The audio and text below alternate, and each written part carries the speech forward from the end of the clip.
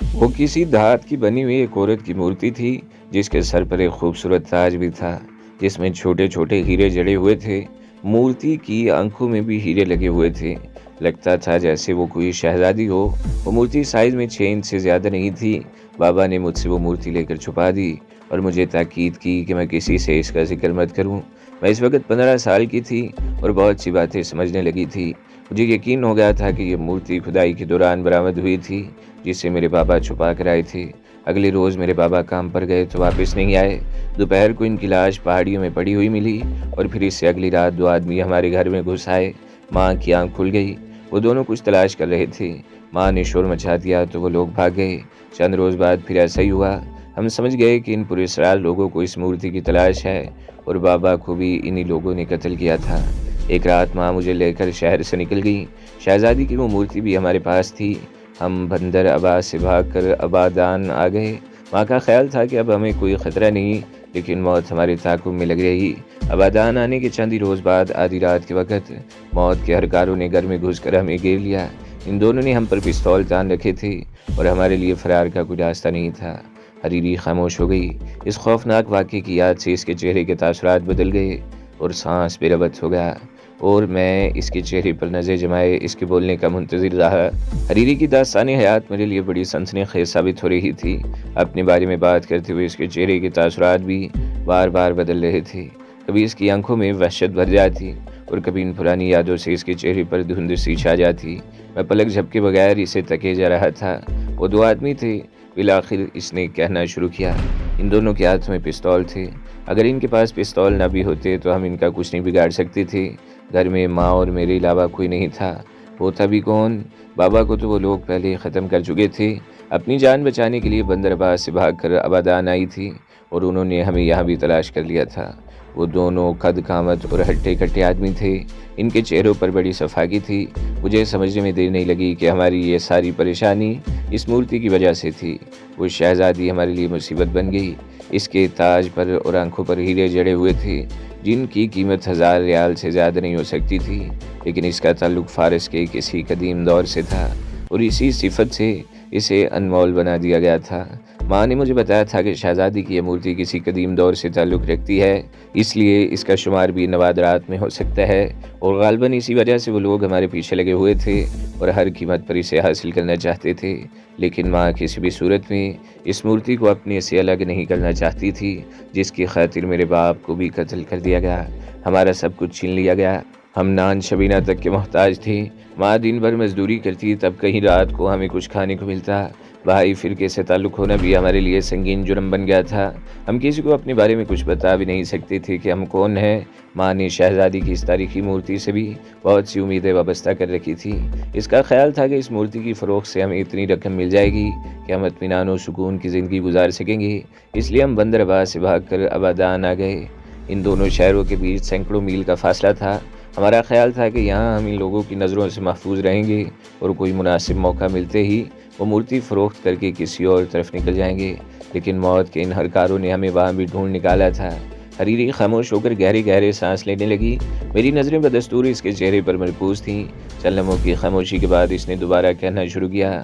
ہم جس مکان میں رہ رہے تھے وہ صرف 2 کمروں پر مشتمل تھا، جن کے سامنے ایک مختصر سا آنگن بھی تھا۔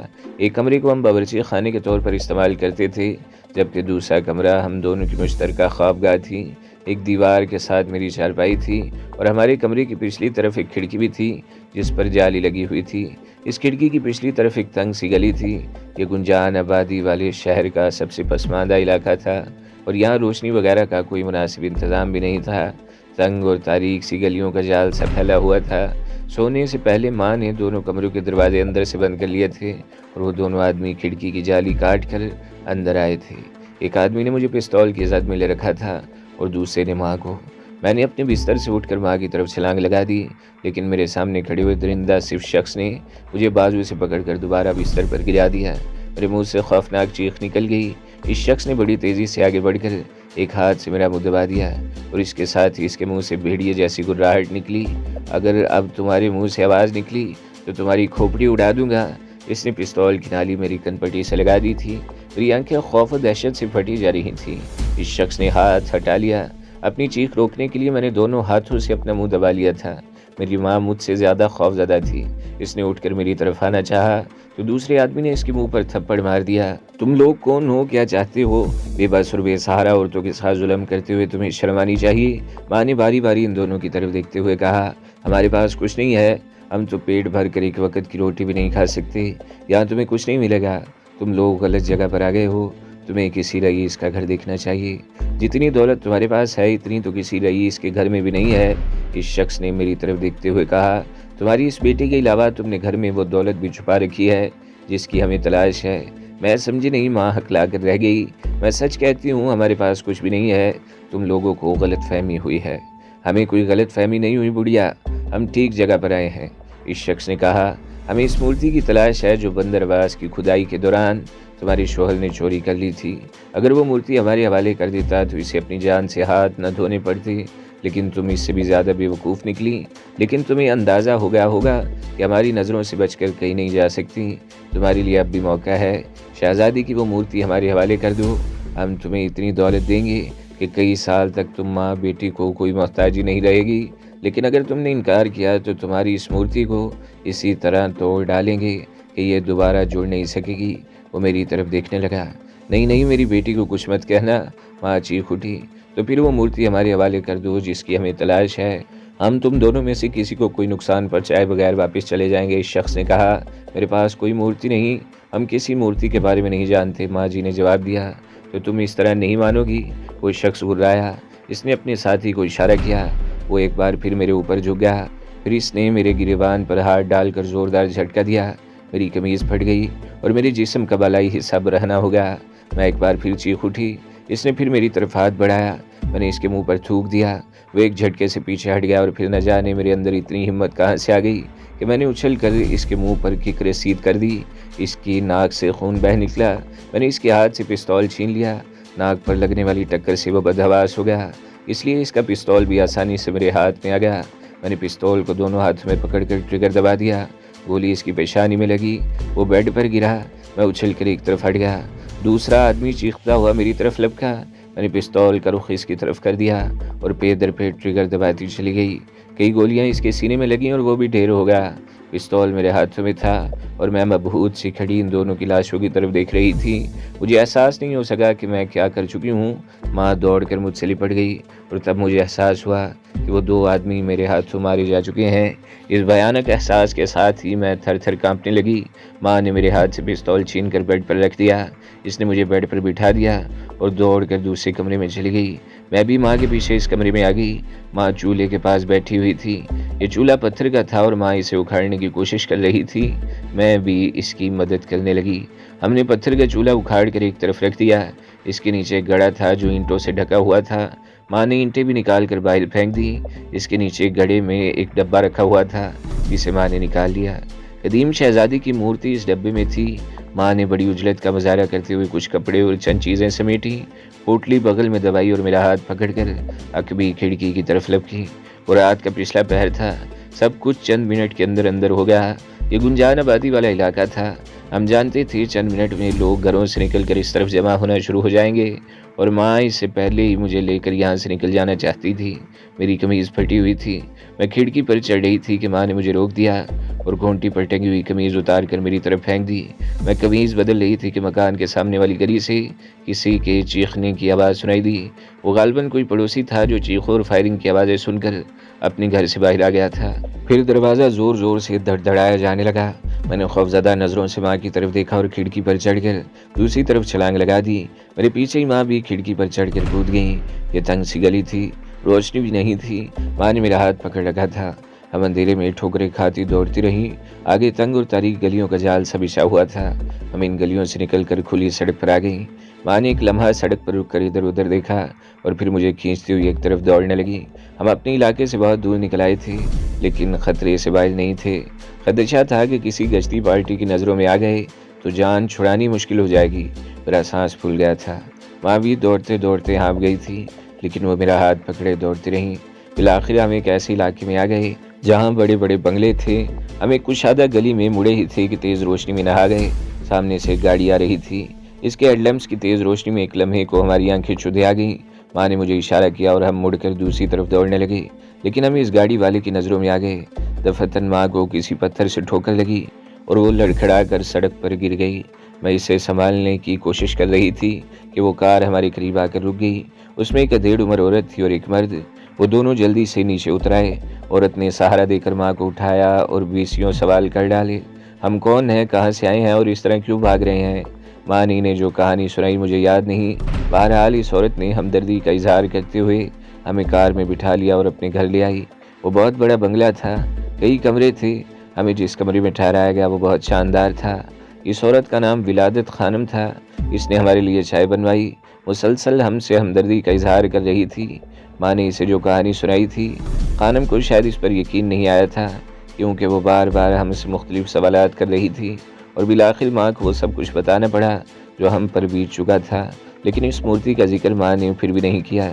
ٹھیک ہے، سمجھ گئی، خانم نے کہا، غریبوں سے جینے کا حق چھین لیا گیا ہے، اور پھر تمہارا مسئلہ تو یہ ہے کہ تم ایک عورت ہو، تمہارے ساتھ ایک جوان اور خوبصورت لڑکی بھی ہے، لیکن بہرحال اب تمہیں پریشان ہونے کی ضرورت نہیں ہے، میں سب کچھ سنبھال لوں گی۔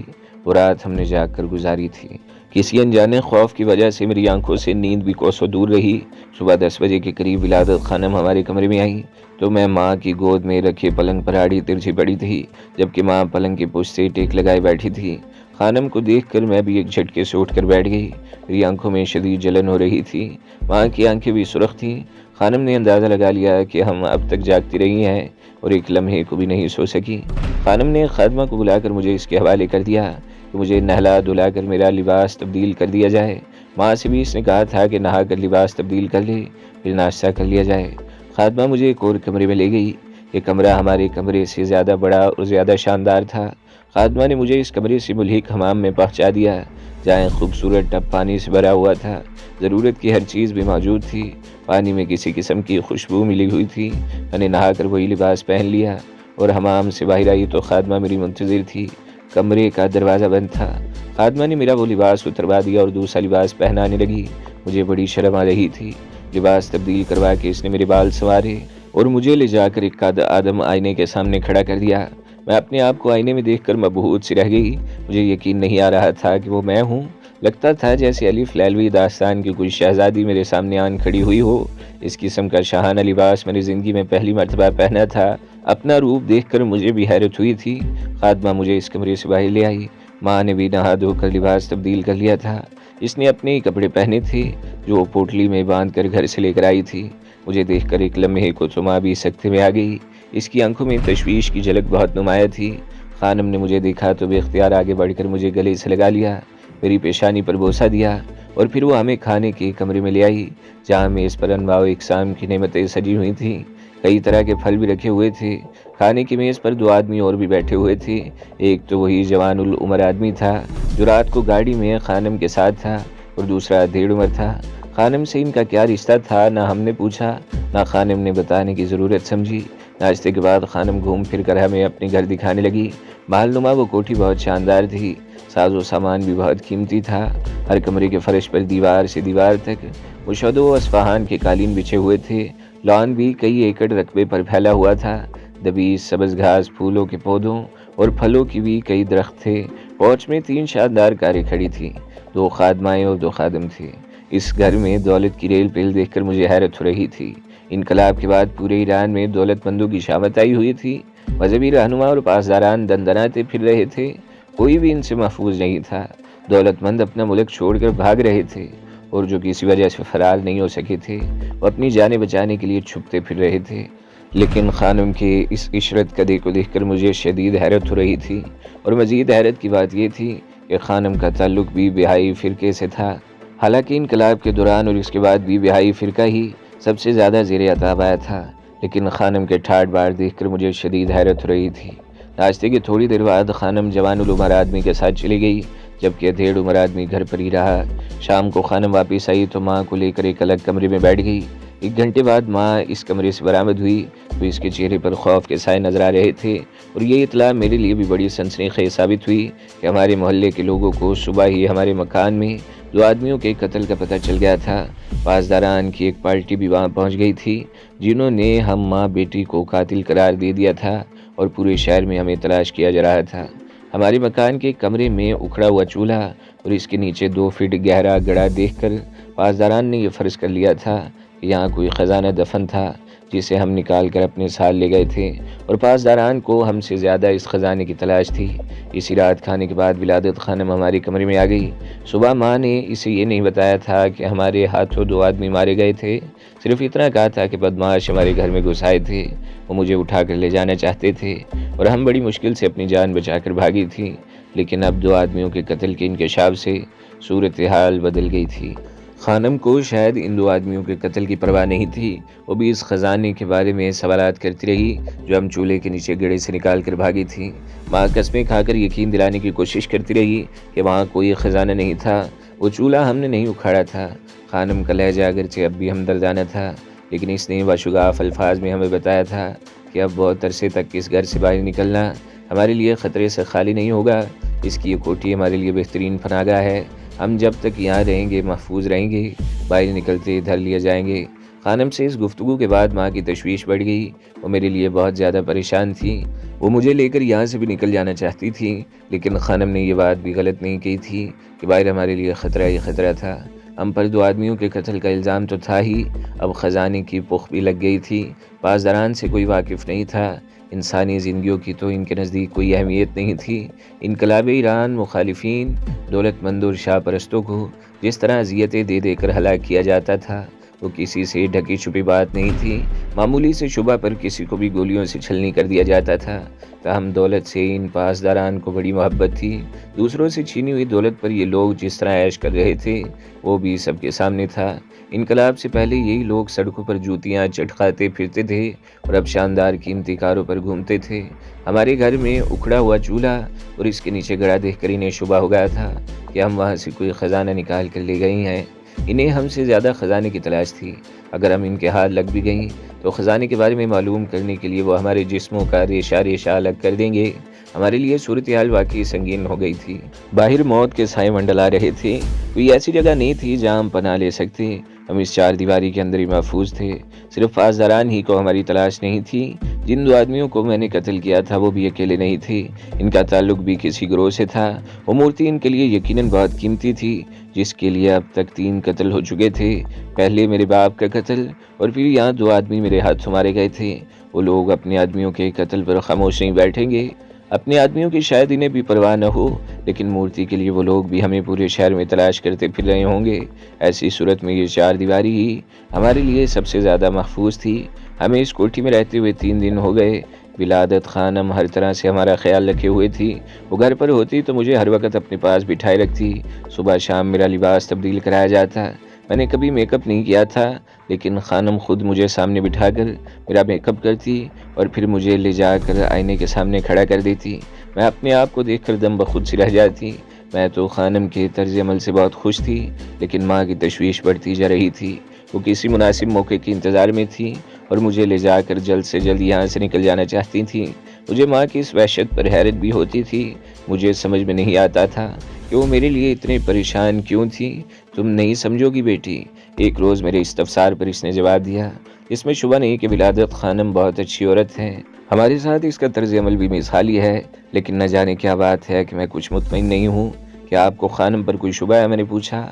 ہاں، ماں نے جواب دیا، خانم وہ نہیں ہے جو بظاہر نظر آتی ہے، یہ بھی ہماری طرح بہائی فرقے سے تعلق رکھتی ہے۔ ہمارے فرقے سے تعلق رکھنے والا ہر شخص عتاب کا شکار ہے، لیکن ولادت خانم جس طرح عیش و عشرت کی زندگی گزار رہی ہے اس پر مجھے شبہ ہوتا ہے۔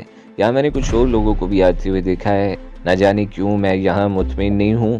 آپ کو وہم ہو رہا ہے ماں، میں نے کہا، خانم تو بہت اچھی عورت ہیں، ہمارا کتنا خیال رکھتی ہیں۔ ہاں میں جانتی ہوں، ماں نے جواب دیا، لیکن ایک بات ہمیشہ یاد رکھنا، بغیر کسی غرض کے کوئی کسی کی مدد نہیں کرتا۔ تو دوستو، اگلی قسط سننے کے لیے ہمارے چینل کو ضرور سبسکرائب کریں، ویڈیو کو لائک کریں اور بیل کے آئیکن پر بھی کلک کر دیں تاکہ ہر جو آنے والی ویڈیوز ہیں وہ آپ کو سب سے پہلے ملتی رہیں۔